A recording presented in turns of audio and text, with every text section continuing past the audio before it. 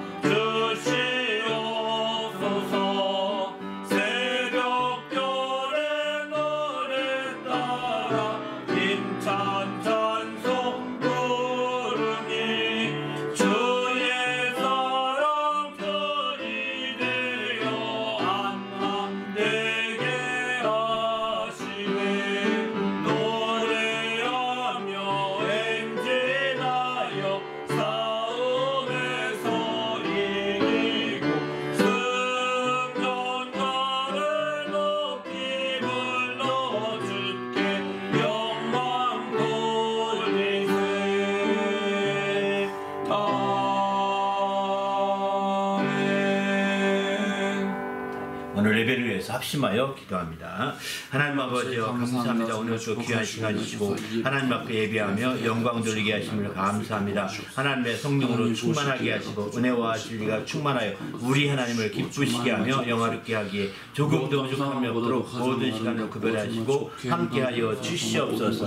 그래야 하나님을 기쁘시게 하며 하나님 영광을 드리기에 조금도 부족함이 없도록 거룩한 아버지 이끄시며 함께하여 주시옵소서. 그래야 하나님을 기쁘시게 하며 하나님을 기쁘시게 영화롭게 하는 믿음의 모든 시간이 될 수 있도록 우리 하나님이 함께 하시며 이끌어 주시옵소서. 시간을 거룩하게 구별하시고 이끌어 주시곤 하며 예수님으로 기도합니다.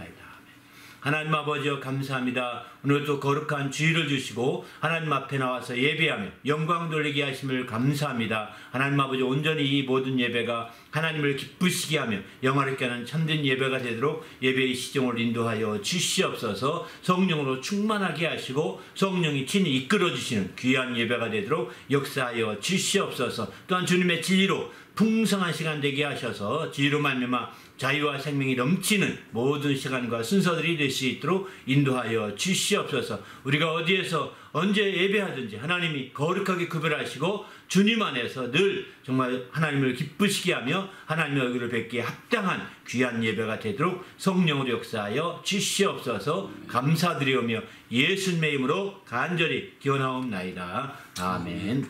전능하사 천지를 만드신 하나님 아버지를 내가 믿사오며 그 외아들 우리 주 예수 그리스도를 믿사오니 이는 성령으로 잉태하사 동정녀 마리아에게 나시고 본디오 빌라도에게 고난을 받으사 십자가에 못 박혀 죽으시고 장사한 지 사흘 만에 죽은 자 가운데서 다시 살아나시며 하늘에 오르사 전능하신 하나님 우편에 앉아 계시다가 저희로서 사람자와 죽은 자를 심판하러 오시리라. 성령을 믿사오며 거룩한 공예와 성도가 서로 교통하는 것과 죄를 사하여 주시는 것과 몸이 다시 사는 것과 영원히 사는 것을 믿사옵나이다. 하늘에 계신 우리 아버지여, 이름이 거룩히 여김을 받으시오며 나라가 임하시오며 뜻이 하늘에서 이루어진 것 같이 땅에서도 이루어지이다. 오늘 우리에게 일용할 양식을 주셨고 우리가 우리에게 죄 지은 자를 사하여 준 것 같이 우리 죄를 사하여 주시옵고 우리를 시험에 들게 하지 마시옵고 다만 악에서 구하시옵소서. 나라와 권세와 영광이 아버지께 영원히 있사옵나이다. 아멘.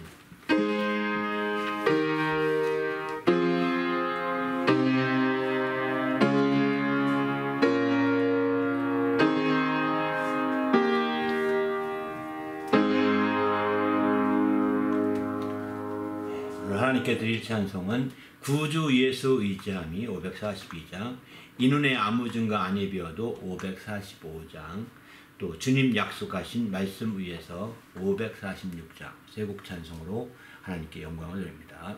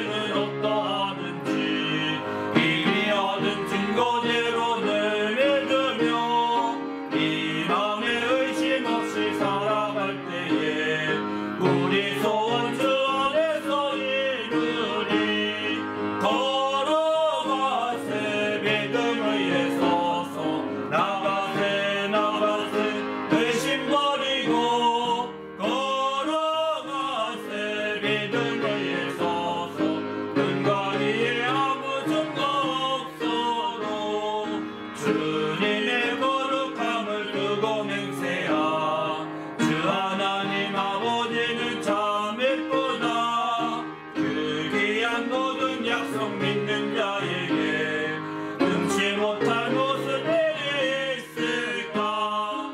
걸어가세 믿음을 위해 서서 나가세 나가세 의심 버리고 걸어가세 믿음을 위해 서서 근거리에 아무 증거 없어도.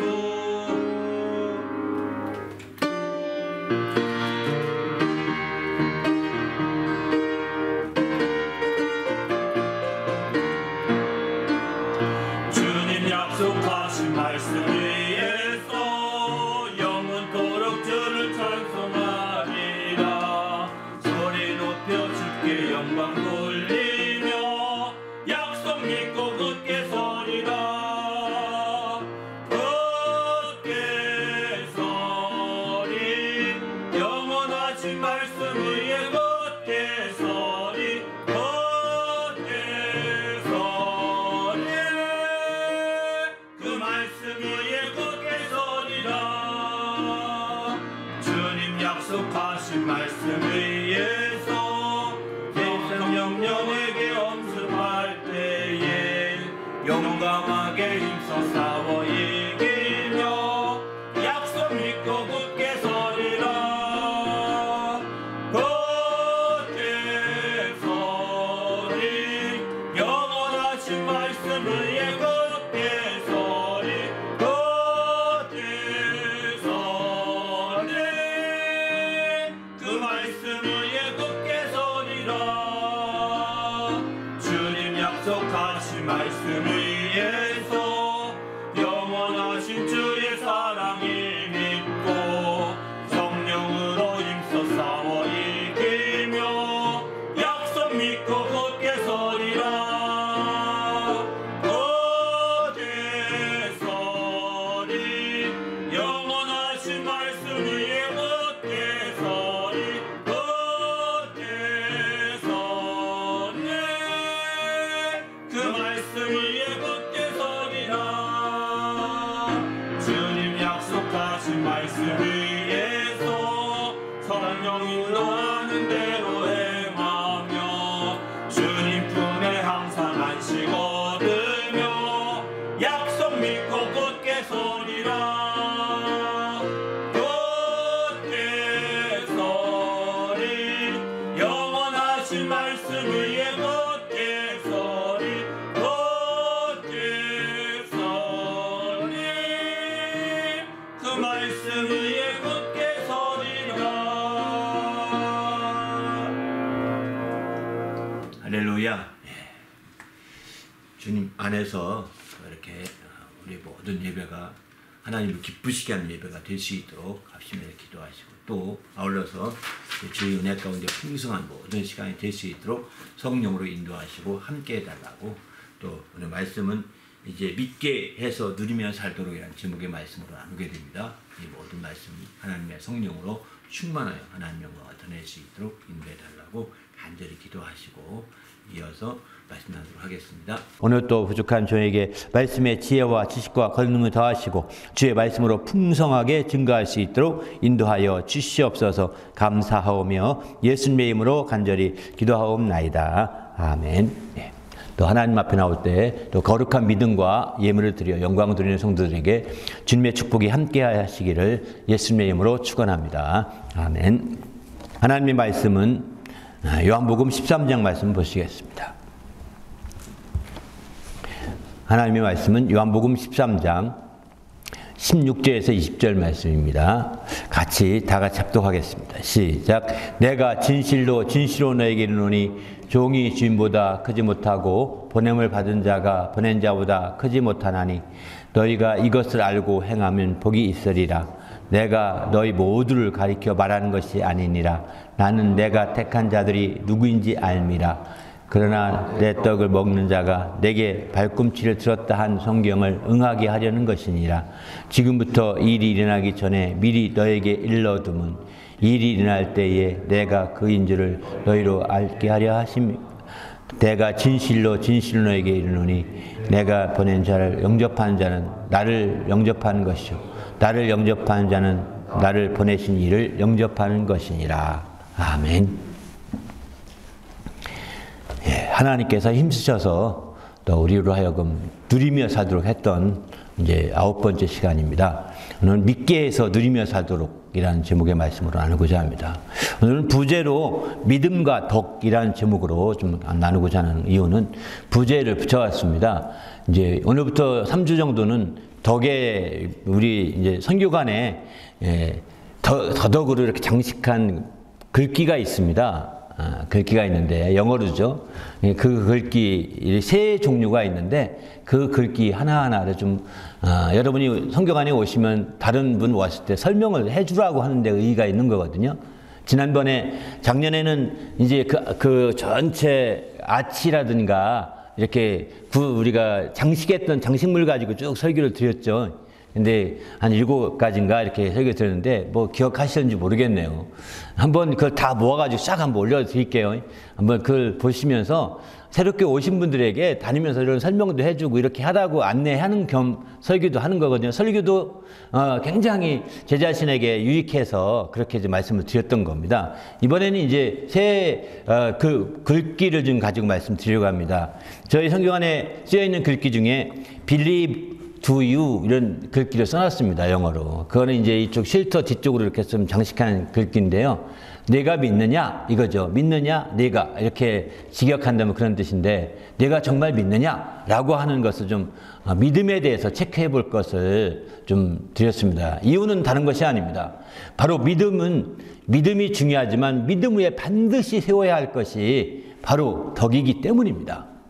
믿음 위에 믿음만 가지고 있어서 안 되거든요. 믿음이 있으면 더욱 힘써서 믿음 위에 덕을 세우라고 베드로가 이렇게 강력히 권고하고 있죠.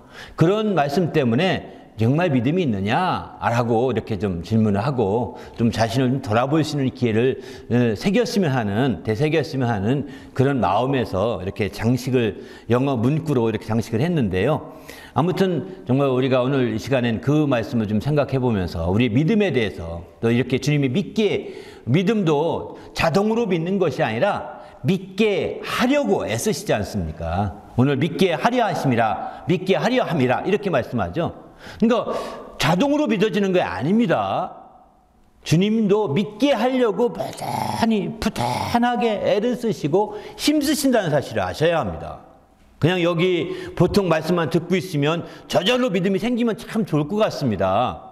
그런데 우리가 정말 주님이 믿게 하시는 걸 가만히 본다면 우리의 적극적인 행동도 함께 동반돼야 된다는 것을 표현해주고 있는 거죠.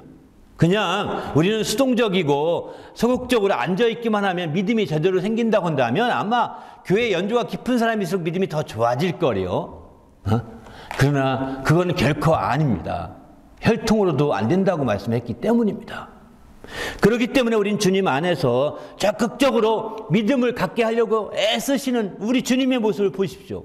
또 하나님 믿게 하시려고 하시는 하나님의 모습을 생각해 보십시오. 하나님도 이렇게 애쓰시는데 우리를 믿게 하려고 우리가 얼마나 믿으려고 애를 쓰냐는 거죠. 하나님은 알아서 해주세요. 나는 끝입니다. 이건 결코 안 된다는 겁니다. 이거는 안 되는 겁니다. 그래서 우리는 하나님께서도 이렇게 애쓰셔서 힘쓰셔서 믿게 하려고 하시고 또 예수님께서도 힘쓰셔서 믿게 하려고 하시고 또 사도 바울도 그렇게 말해 믿게 하려고 많은 것들을 얘기하고 있지 않습니까? 이 믿게 하려고 한다는 표현을 많이 나옵니다. 이런 믿게 하려고 한다는 표현이 많이 나오는 거 볼 때 우리가 정말 믿음이 자동적으로 그냥 저절로 노력 없이 그냥 앉아있으면 되는 것이 결단코 아니라는 겁니다. 우리가 적극적인 노력과 수고와 애씀도 함께 동반되는 거죠. 이렇게 하나님께서 사도 요한이 말하기를 믿게 하려고 했던 것 중에 사도 요한은 기록으로 남겼죠. 성경을 기록해 놓은 거예요. 바로 성경을 우리가 더 노력 중에 가장 많이 노력할 것은 성경을 믿게 하려고 성경을 기록했으니 우리가 성경을 읽고 성경을 또 상고하고 성경을 또 연구하고 성경을 또 공부하고 성경을 또 말씀 또 듣고 또 듣고 또 듣고 하는 겁니다. 이런 우리의 수고와 애씀이 뒷받침될 때 바로 그 말씀을 들음으로 믿음이 생긴다고 말씀하고 있는 거죠. 그 말씀을 들음으로. 말씀에 앉아서 그냥 내 몸만 갖다 놓고 들으면 믿음이 절로 생긴다고 한다면 아마 대단한 사람 많을 거래요. 그러나 결단코 그렇지 않습니다. 요즘에는 더구나 그렇습니다. 요즘에는 우리의 노력이 더 필요한 시대입니다. 왜냐하면 너무나 환경이 막 다양한 환경을 하도록 유도하고 있습니다. 세상이 말세여서 그런지 몰라도 동시에 여러 가지 하게 만들어주고 있습니다. 동시에 이것도 하고 저것도 하고 저것도 하고 저것도 하고 다 하기. 그래서 예배 시간에도 멀티로 예배 드린다니까요. 예배도 드리고 또 셀폰도 잠깐 보고 문자 확인도 좀 하고 또 셀폰에서 성경을 읽고 셀폰에서 찬송가를 찾으니까 사실 얼마나 가능한 일이죠. 그러다 보니까 셀폰이 아주 익숙해지니까 살짝 넘기면 지옥입니다. 살짝 넘기면 천국이고요. 그런 사람도 있습니다. 예배 시간에 지옥과 천국 왔다 갔다 하는 사람도 있다니까요. 이게요, 얼마나 마지막 시대인가 하는 걸 보여주고 있는 거예요. 사실 그래서 어떤 경건한 교회에서 셀폰을 다 뒤에서 받아놓고, 정말 그렇게 예배도 드리게 한다는 얘기 하더라고요. 그러나 저는 앞으로 우리도 시간이 있고 재력이 여유가 있다면 앱을 만들어서 모든 걸 다 셀폰에 띄워주고 다 이렇게 할 생각을 합니다. 왜? 뭐 천국과 지옥은 자기 선택의 나름이니까 그건 그에게 맡겨두고 정말 우리가 문명의 이기는 이용해야 되지 않을까 이런 생각이 들거든요. 그래서 그 이용하면 이용할수록 믿음을 더 가질 수, 지옥 같지 않은 지옥 가는 것이고 믿음을 더 생길 수 있지 않겠습니까? 이렇게 얼마나 좋습니다. 옛날에는 테이프 저희 때 100원에 샀나요? 500원에 샀나요? 사서 얼마나 저희도 여기 올 때 테이프 많이 얼마나 갖고 있는지 모릅니다. 설교 테이프 사느라고 갖고 왔습니다. 지금도 저 창고에 쌓여 있습니다. 그런데 그걸 거기에 돈 들어간 거 생각한다면 진짜 마음이 아파요. 얼마나 많이 썼는지 몰라요. 왜? 은혜 받은다고 썼거든요. 지금은 돈 땡푼 한 거 안 들여도 얼마든지 은혜 받으려면 받을 수 있는 게 얼마나 이 손에 들고 있잖아요. 옛날에는 은혜 받으려고 밤새도록 걸어서 산 넘고 산 넘어서 그 부흥회 한다면 쫓아다니고 막 그랬거든요. 지금 이렇게 노력합니까? 이런 노력이 있으니까 그들이 들으면서 믿음이 생기는 겁니다. 근데 오늘은 그냥 누워서 탁 넘기면 되고, 에이, 이번 설교는 지루하네? 탁 넘기고, 다른 거 넘기고, 이번 설교는 좀, 비유가 좀 너무 나한테 말하는 것 같아. 듣기 싫어. 이래가지고 넘기고. 정말 설교하기가 정말 어렵기도 하지만 설교를 들으면서 아마 진득하게 설교 하나 제대로 듣는 설교가 없을 겁니다. 왜냐면 저도 가끔 그러거든요. 사실 저도 그런데 한번 성도들 더 말할 것 없지 않겠는가 생각이 드는 거예요. 아무튼 우리는 주님 안에서 어쨌든 진득하게 또 듣고 이런 노력과 수고와 애씀이 전제가 되어야 믿음은 들으면서 나는 겁니다. 듣는다는 게 그냥 귀만 갖다 놓으면 되는 게 아니에요. 여러분, 제 설교 테이프 틀어놓고 별것도 다 하잖아요. 작업도 하고 또 다 하잖아요. 그죠? 설교가 들립니까? 안 들립니다. 여러분, 눈이 두 개지만 하나밖에 못 봅니다. 두 눈으로 두 개 동시 보려고 한다면 하나도 안 보입니다. 왜 몸이 이렇게 생겼을까요? 하나에 집중하라는 겁니다. 하나에 집중하고 하나만 몰두하게 한 거예요. 예배는 이렇게 몰두해야, 또 믿음은 이렇게 몰두해서 들어야 믿음이 생겨지는 거거든요. 근데 이렇게 몰두하지 아니하고 이것저것 들어가면서 여기 우리는 차가 제가 교회 하면 여기 이렇게 약간 차가 지나가도 안 보게 하면 좋겠어요. 근데 뭐 내 교회 내 근처한 게 아니니까 뭐 맑아서 좋긴 하지만, 왜냐면 차가 지나가면 차가 지나가는 거 다 쳐다보고 또 다 이렇게 할 때 종종 있더라고요. 그러니까 이게 얼마나 방해든지 몰라요.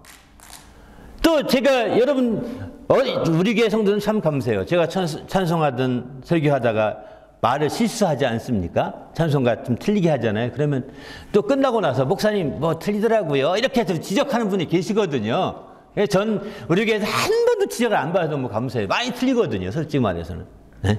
한 번도 지적 안 하는데 어떻게 그렇게 지적을 잘 하시는지 몰라. 그거는 왜 오직 하나님 말씀에 집중해야지 지가 틀리는 거 안 틀리는 거 세고 있는 것 같아가지고 늘 그렇게 시작하신 분 앞에 서면 부담스러워요. 부담스러워. 몰두하면 그게 지나가면 안 보입니다. 그게 안 보여요. 또 어떤 분 진짜 우리가 찬송할 때도 하나 틀리면 다 틀린 사람 따라가잖아요. 얼마나 몰두 안 하면 다 틀린 사람 따라갑니까? 생각을 해보십시오.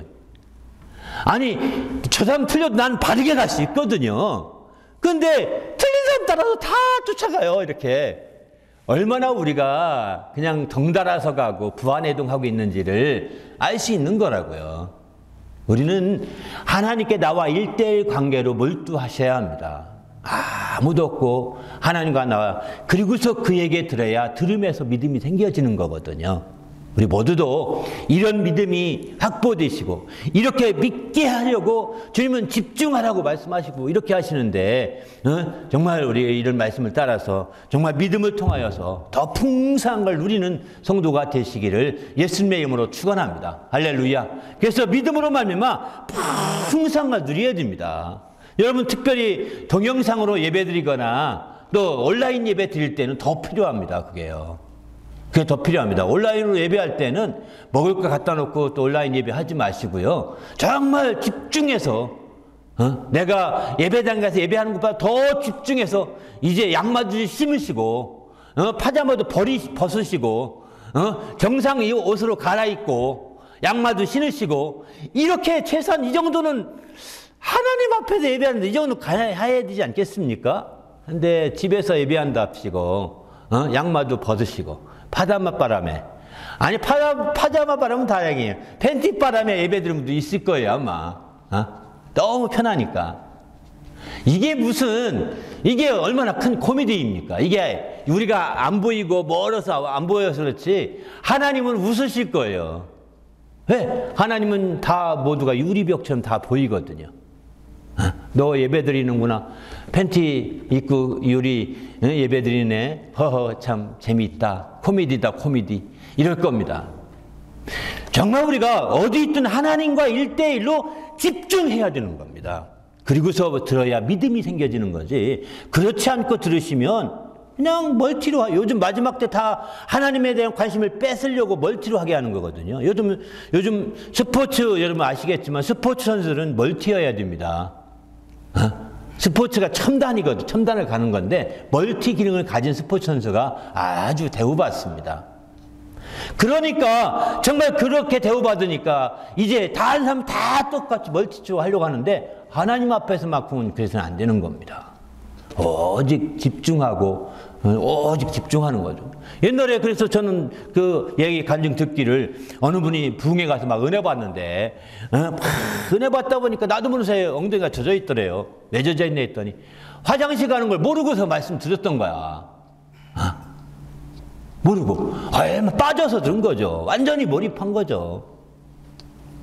아니 오줌 싸서 뭐 지저분하고 좀 냄새 조금 시간 지나가시니까 냄새 날지도 모르겠지만 자기가 말하지 않는 한 모르는 겁니다. 뭐 자기가 창피해서 자꾸 돌아보고 말하고 그러면은 이제 다 알죠. 하나님은 기뻐하실 거라고 생각해요. 정말 우리는 주님 안에서 그만큼 오줌 싸라는 얘기는 아니지만 그만큼 집중해야 하나님의 그 말씀이 믿음이 된다는 거예요. 집중하지 않으면, 집중해 안 들으면 믿음이 안 됩니다. 그냥 시간 보내는 겁니다. 시간 보내는 거예요. 우리 모두가 정말 이렇게 믿음을 확실히 가지신 성도가 되시길 예수님의 이름으로 축원합니다. 할렐루야. 마가복음 11장 21절에 보면 예수께서 그들에게 대답하여 이르시되 하나님을 믿으라 이렇게 말씀하십니다. 무엇보다도 믿음 가운데 하나님을 믿어야 합니다. 우리 그리스도인들은 바로 하나님을 믿는 자들. 여기서 하나님은 유일하신 참 하나님이십니다. 유일하신 참 하나님. 분명히 전제가 됩니다. 우리가 일반적인 신을 믿는 그 신앙이 아니라 유일하신 참 하나님을 믿는 겁니다. 그리고 그가 보내신 자 예수 그리스도를 믿는 것이 바로 우리에게 영생 얻는 길이다 라고 요한복음 17장 3절 이렇게 말씀하지 않습니까? 하나님을 믿으라는 거예요. 그 예수님도 하나님을 믿으라 이걸 강조하시는 거예요. 하나님을 믿으라고. 또 이제 이렇게 하나님을 믿었던 왜 그럼 하나님을 믿어야 되느냐? 아브라함이 하나님을 믿음에 그것을 의로 여기셨다는 거예요. 의로 정하셨다는 거예요.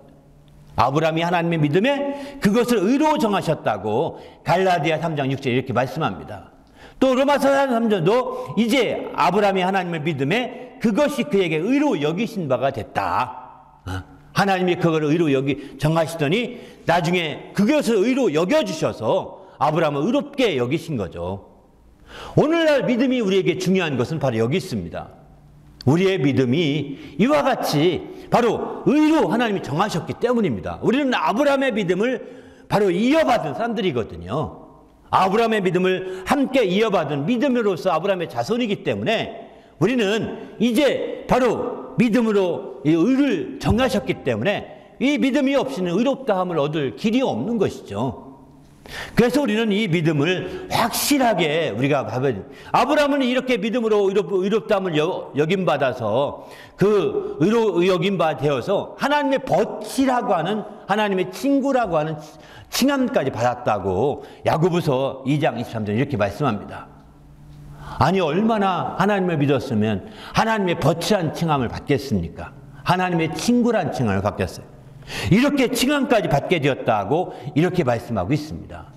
그런 의미에서 볼 때 우리가 이제 하나님을 믿는 것이 얼마나 중요한지를 보여요. 그러면 하나님 믿는다고 할 때 하나님 믿는다는 것은 어떤 의미가 있느냐? 이거는 그냥 하나님 믿습니다. 밑도 끝도 없이 하나님 믿습니다. 이게 아닙니다. 바로 다른 것이야. 요한복음 14장 11절에 보면 이렇게 말씀합니다. 내가 아버지 안에 거하고 아버지께서 내 안에 계심을 믿으라. 이 얘기입니다. 하나님을 믿으라는 것은 막연하게 유일하신 참 하나님 믿으라고 하는 것은 하나님이 있지, 하나님 믿어, 이거 아닙니다. 그렇게도 믿어야 되기도 하겠지만 그것보다는 하나님 아버지께서 바로 예수 안에 계심을 믿는 것이죠. 예수가 하나님 아버지 안에 거하시고 또 아버지께서 예수 그리스도 안에 바로 계심을 믿으라 이렇게 하지 않습니까? 믿는 겁니다. 이 교회 믿는 것이 하나님을 믿는 것이지 바로 예수 그리스도 안에 계신 그 하나님을 믿는 것이죠. 한마디로 말한다고 한다면 그 하나님을 믿어야죠. 그냥 막연하게 하나님. 그래서 기독교 우리 한국의 기독교가 많이 속히 이렇게 선교 역사를 이뤘던 가장 하여튼 이렇게 많이 또 이렇게 급격하게 부흥되고 성장한 교회가 없답니다. 지구상에 한국 교회만 이렇게. 그런데 이렇게 됐던 것은 한국 사람들이 천선 사상이 있어서 하나님, 하느님 또는 하느님, 하나님 이런 말을 막 함께 썼었거든요. 근데 그게 같은 의미랍니다. 왜? 하늘도 하나이고 또 하느님이고 니을 빼서 또 하느님이고 같은 의미랍니다. 다 같은 의미인데 기독교는 그 중에서 그 가만히 들어보니까 하늘에 계시는 하나님을 믿는 거예요. 그래서 선교사들이 성경을 번역할 때 중국식으로 상제라는 단어를 안 쓰고 중국에서 하나님을 상제라고 표현하거든요. 근데 그런 표현을 안 쓰고 한국의 고유에 쓰는 하나님이라고 더구나 유일신 하나님이시니까 하나님이라는 용어를 채택해서 그거를 쓰기 시작하면서 거기에다가 이제 한글 보급운동을 폈답니다. 그 한글 보급운동을 피게 되면서 마치 그 유럽에서 독일 쿠페르니쿠스 독일의 구텐베르크가 인쇄술을 통해서 막 성경이 확 퍼졌지 않습니까? 이렇게 한 것처럼 한글이 그전까지 이렇게 되지 않았습니다. 잘 쓰지 않았습니다. 그런데 성경이 들면서 한글이 확 퍼지게 된 거죠. 그래서 기독교회가 확 성장하게 된, 아주 급격히 성장하게 된 배경이 거기 있다고 합니다. 이 하나님이라는 용어 때문에. 이거는 우리가 쓰던 신앙의 그동안의 고유의 어떤 전통적인 신앙에 쓰던 한 용어 중에 하나였지만 우리의 기독교적인 관점에서 이 하나님이라고 하는 신앙 것이 마찬가지죠. 그러니까 세상 믿지 않는 한국 사람들이 볼 때는 하나님이라고 한다면 저 하늘님 찾구만, 하나님이구만 뭐 이렇게 하면서 말하고 하나님이구만 이렇게 말합니다. 우리는 지금 그런 개념의 하나님이 아닙니다. 그런 범신론적인 여러 신 중에 하나인 하나님이 아닙니다. 유일하신 참 하나님이고 그 하나님이 예수 그리스도 안에 계심을 믿는 겁니다. 할렐루야.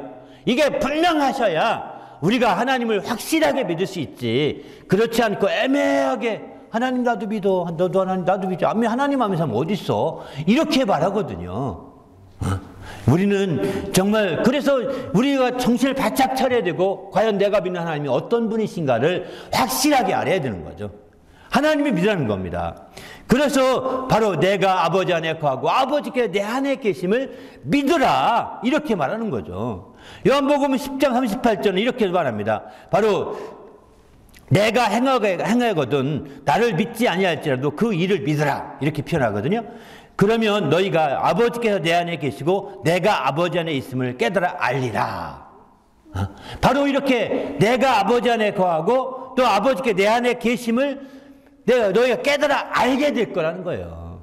그래서 내가 어떤 일을 행할 때에 나를 믿지 않더라도 그 일은 믿으라는 거예요. 왜? 내가 하는 일은 내가 뜻대로 내 혼자서 단독으로 하는 행위가 아니라 바로 나를 보내신 이의 뜻대로 하는 행위이기 때문이라는 겁니다. 바로 여기에 초점 두고 생각할 것은 그래서 바로 이제 하나님을 믿으라는 단어는 단순하게 신적 존재를 있다고 믿는 그런 개념이 아니라 바로 하나님과 우리의 관계를 하나님과 아들의 관계를 확실히 알고 믿으라는 겁니다. 하나님과 아들의 관계를 바로 하나님과 아들이 하나이심을 믿으라는 겁니다. 한마디로 말해서.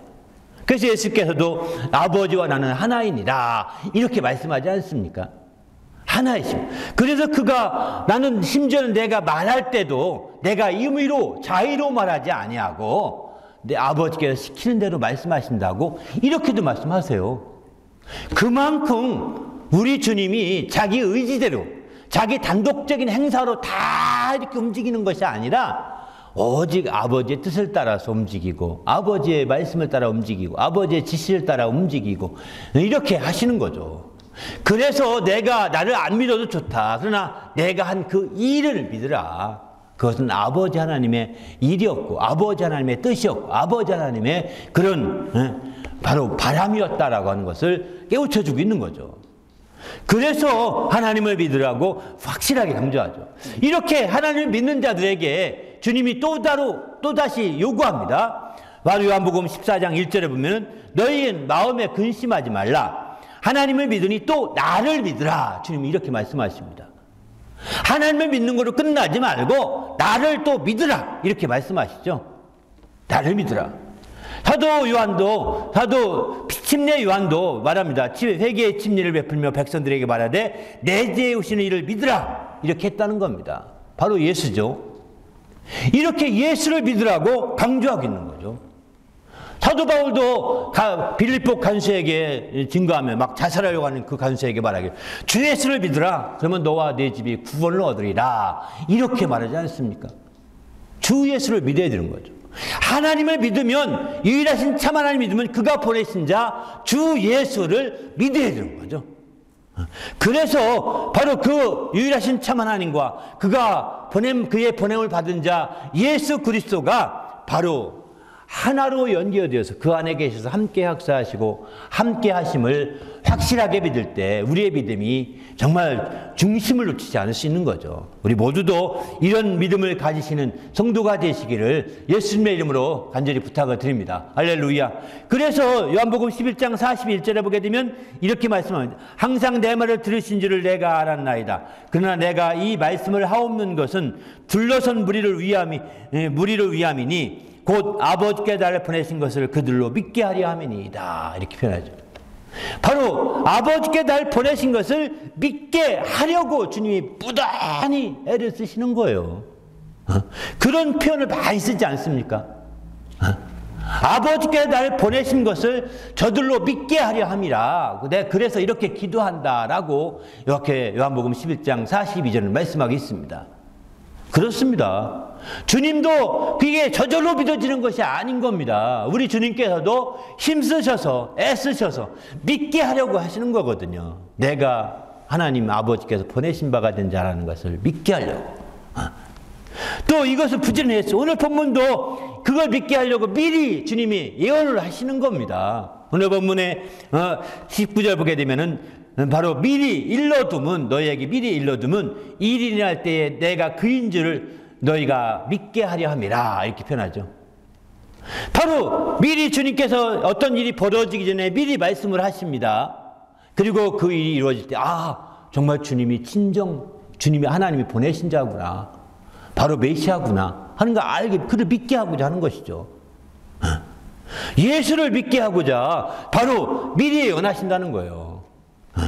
그만큼 우리는 우리 주님께서 이렇게 믿게 하려고 하시는 것을 성경을 통해서 많이 이렇게 볼 수 있습니다. 이 일을 할 때 믿게 하고자 하는 것이죠. 요한복음 14장 29절도 마찬가지입니다. 이제 일이 일어나기 전에 너희에게 말하는 것은 일이 일어날 때 너희로 믿게 하려 함이라. 주님은 일이 일어나기 전에 미리 말씀하십니다.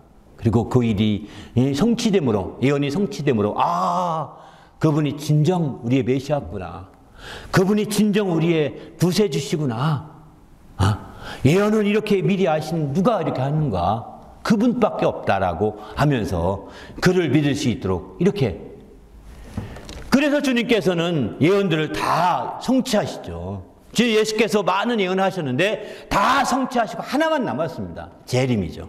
다시 오시리라는 예언 하나만 남고, 그동안에 그가 공생애 생활하면서 예언했던 수십 가지 다 성취됩니다. 다 이루어집니다. 그리고 마침내 이제 다시 오시리라는 그 약속 예언 하나만 남고 이제 지금 있는 상태거든요. 우리는 그것도 이루어질 것이라고 확실히 믿는 거죠. 왜? 그동안에 그렇게 하셨기 때문에. 우리는 이런 측면에서 볼 때 우리가 정말 주님을 믿는 것이 바로 믿게 하려고 애쓰는 주님의 모습을 여기서 엿볼 수 있어야 되겠다는. 그러면 주님만 믿게 하려고 하시느냐? 하나님도 믿게 하려고 애쓰시는 것을 성경은 또 볼 수 있습니다. 사도행전 15장 7절에 보게 되면은 하나님이 이방인들로 내 입에서 복음의 말씀을 들어 믿게 하려고 오래전부터 너희 가운데 나를 택하셨다, 이렇게 말씀하죠. 하나님이 이방인들로 하여금 복음의 말씀을 들어 믿게 하게 하려고, 믿게 하시려고라고 표현 쓰죠. 하나님이니까 믿게 하시려고.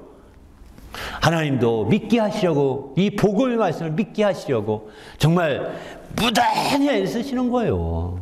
그런데 우리가 애쓰지 않고 그냥 단칼에 베어먹으려는 식으로 그냥 떡 본 김에 제하지난다고 다 이것저것 함께 다 이렇게 멀티로 해버리면 되겠습니까? 안 되는 겁니다. 믿음이 안 생기는 겁니다. 우리가 오직 집중해서 하나님 말씀을 통하여 온전히 정말 그 믿을 수 있도록 역사하시는 우리 하나님, 믿을 수 있도록 역사하시는 또 우리 주님 생각하면서 더 주의 뜻대로 우리도 움직이시고 적극적으로 나가시고 또 집중하시고 몰두하셔서 이렇게 주의 말씀으로 정말 믿음이 더 충만한 성도가 되시기를 예수님의 이름으로 축원합니다. 할렐루야. 그래서 우리가 적극적인 이런 삶이 필요하다는 거죠. 베드로뿐만 아니죠. 사도들도 다 이런 애를 썼죠. 사도들도 다 애를 믿게 하려고 애를 쓰는데 사도 요한이 특별히 더 이런 애를 쓰게 됩니다. 사도 요한은 요한복음 20장 31절을 보게 되면은 오직 이것을 기록하면 너희로 예수께서 하나님의 아들 그리스도를 믿게 하려 하며 또 너희로 믿고 그 이름을 힘입어 생명을 얻게 하려 합니다. 이렇게 말씀합니다. 사도 요한은 믿게 하려 하며 또 그 믿고 또 생명을 얻게까지 이렇게까지 애를 쓰는 거고 있는 거죠. 그것 때문에 기록했다는 거예요. 그것 때문에 내가 열심히 있었다. 하여튼 그 말년에 그가 이렇게 기록하고 애썼던 것 자체가 그것 때문이었다라고 이렇게 강조하고 있는 거죠. 그러면 이렇게 하나님께서 사도들도 이렇게 하고 다 증거하면서 믿게 하는데 그럼에도 불구하고 믿지 않으면 어떻게 될까요? 그럼에도 불구하고 믿으려고 우리가 노력하고 믿으려고 힘쓰고 애쓰지 않으면 어떻게 될까요? 하나님은 그냥 내버려 두셔서 거짓 것을 믿게 하신다고 했습니다. 거짓 것을 믿게 하십니다. 심지어 내버려 두기도 하지만 심지어는 데살로니가 후서 2장 10절에 11절 보면은 하나님이 미혹의 역사를 그들에게 보내사 거짓 것을 믿게 하셨다는 거예요. 그래서 마침내 그 다음 구절에 보게 되면 불의의 것들이 다 심판받게 함이라고 이렇게 표현합니다. 바로 이제 심지어 정말 이렇게 미혹의 역사를 보내셔서 아예 네가 멀티를 참 좋아하는구나. 예배도 멀티로 하니? 그래, 내가 하나 더 보여줄게. 또 더 보여줄게. 더 보여줄게. 미혹을 보낸다는 거예요. 여러분 예배 시간에 엉뚱한 생각이 들어온 적 있으십니까? 이게 미혹이에요. 예배 시간에 그런 생각들이 들어와서 여러분의 정신을 혼란케 하는 것 자체가 미혹입니다. 미혹의 역사예요. 내가 자꾸 전에부터 그런 생각했었기 때문에 나도 모르게 또 그렇다는 거거든요. 집중하지 않았기 때문에. 그러면 그거를 물리치고 그것을 끊어내야 되는 거거든요. 사단아 물러가라. 날 방해하지 말라. 그래서 막 끊어내야죠. 끊어내서 마침내 우리가 더 주님 앞에 집중해서 그를 향하여 나갈 때 이제 그런 일이 없을 것입니다. 뭐 이게 너무나 많은 사람이 그러니까 다 그래, 누가 그렇게 하는 사람이 있으면 다 그래 하고 가끔 이렇게 받아주기도 하거든요. 그렇지만 다 그렇지 않습니다. 소수가 그런 거고요. 다수가 그럴 수도 있습니다. 그러나 참된 예배를 드리는 사람들은 그렇지 않습니다. 우리는 그렇기 때문에 이제 거짓 것을 믿게도 하신다는 사실을 아시고 우리가 이렇게 왜곡되게 되는 것을 그냥 좋아하지 마시길 바랍니다. 할렐루야. 이 외에도 성경의 복음서에 보게 되면 믿으라! 주님이 강조하신 말씀이 많습니다.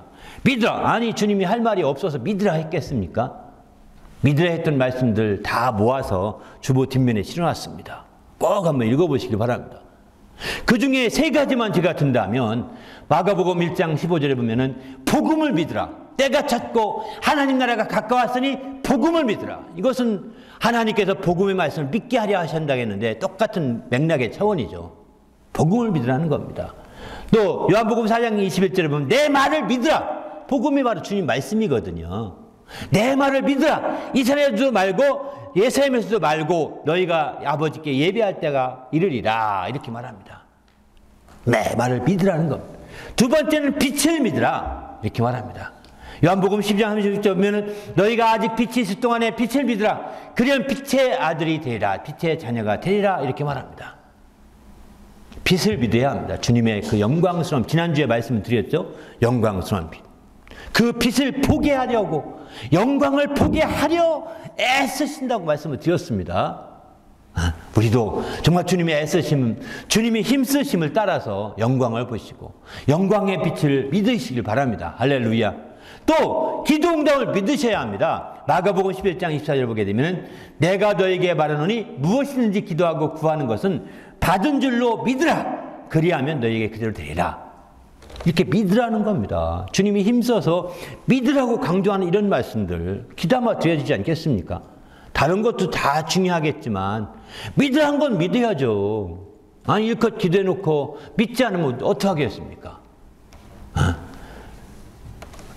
다 의심해버리면 바닷물결 같이, 요동치는 바닷물결 같다 합니다.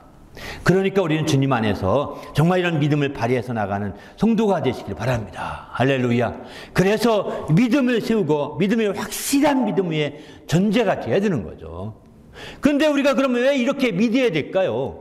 믿어야 되는 이유를 오늘 본문은 이렇게 설명합니다. 13장 16절 17절 보면 이렇게 말씀하죠. 내가 진실로 너에게 이르노니 종이 주인보다 크지 못하고 보냄을 받은 자가 보낸 자보다 크지 못하나니 너희가 이것을 알고 행하면 복이 있으리라. 이렇게 말합니다. 바로 믿어야 될 이유입니다.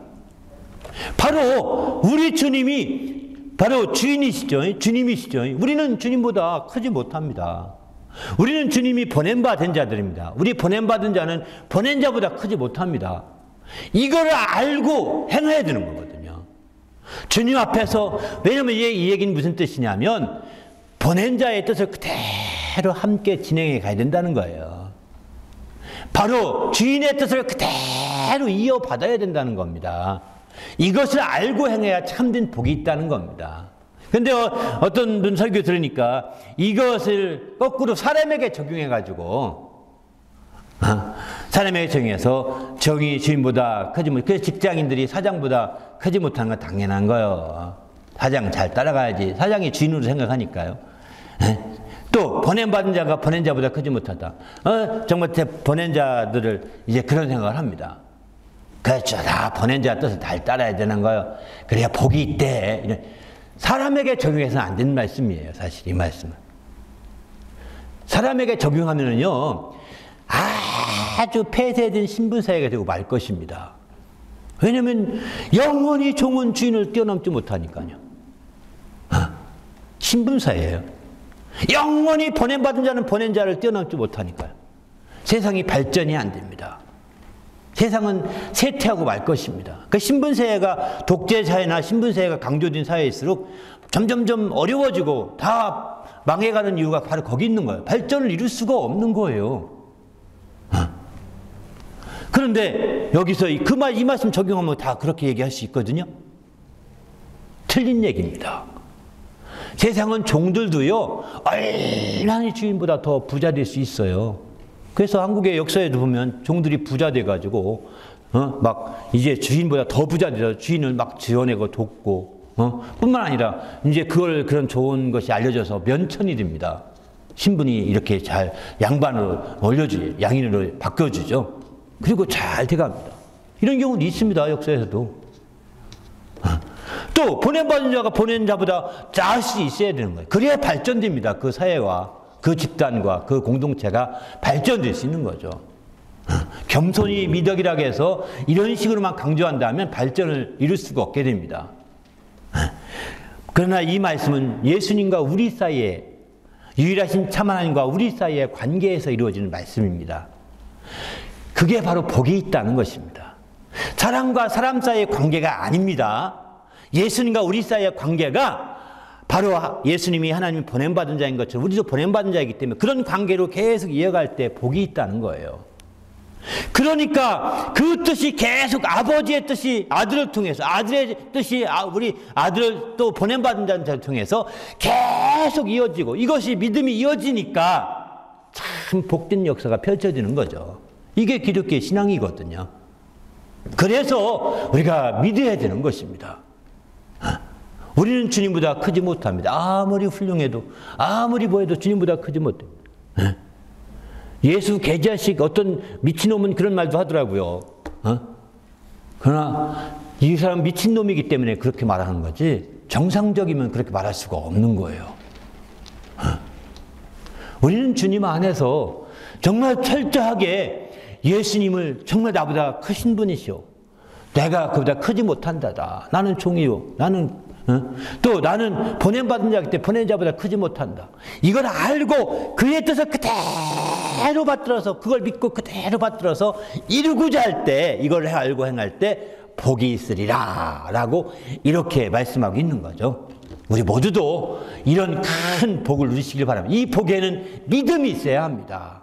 이 믿음에는 바로 예수께서 아버지 안에 가고 아버지께서 예수 안에 계심을 믿어야 합니다. 예수가 아버지의 보내신 것을 믿어야 합니다.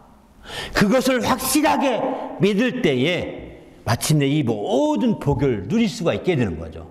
우리 모두도 이렇게 믿게 하려고 애쓰시는 그분들의 힘쓰시고 애쓰신 모든 노력이 헛되지 아니하고 우리에게 그대로 열림해져서 우리가 함께 보람을 느끼고 함께 기쁨을 느끼고 이렇게 될 수 있도록, 정말 그분이 보람을 느끼고 그분이 기뻐하시도록 이렇게 되지 않겠습니까? 이 믿음을 확실하게 가는 성도가 되시길 바랍니다.